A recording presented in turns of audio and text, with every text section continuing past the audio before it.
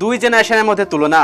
একজন যুবক তার বাবাকে জিজ্ঞেস করেছিল, আপনারা আগে কিভাবে থাকতেন? শীতাতাপ নিয়ন্ত্রিত যানবাহন নেই, ওয়াইফাই নেই, কোনো ইন্টারনেট নেই, কোনো কম্পিউটার নেই, কোনো অনলাইন শপিং নেই, টিভি নেই, মোবাইল ফোন নেই, শপিং মল নেই, মাল্টিপ্লেক্স নেই। তার বাবা উত্তর দিলেন, ঠিক যেমন তোমাদের প্রজন্ম আজকের সাথে জীবনযাপন করছে। তার বাবা বলতে শুরু করলেন, প্রার্থনা নেই, সমবেদনা নেই, সম্মান নেই, কোনো শ্রদ্ধাবোধ নেই, চরিত্র নেই, লজ্জা নেই, বিনয় নেই, সময় পরিকল্পনা নেই, খেলাধুলা নেই, পড়া নেই।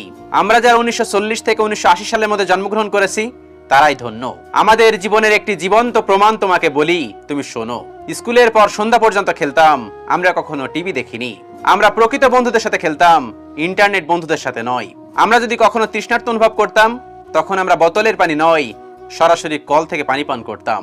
আমরা কখনোই অসুস্থ হইনি, যদিও আমরা 4 বন্ধু মিলে 1 গ্লাস জুস শেয়ার করতাম। আমাদের কখনোই ওজন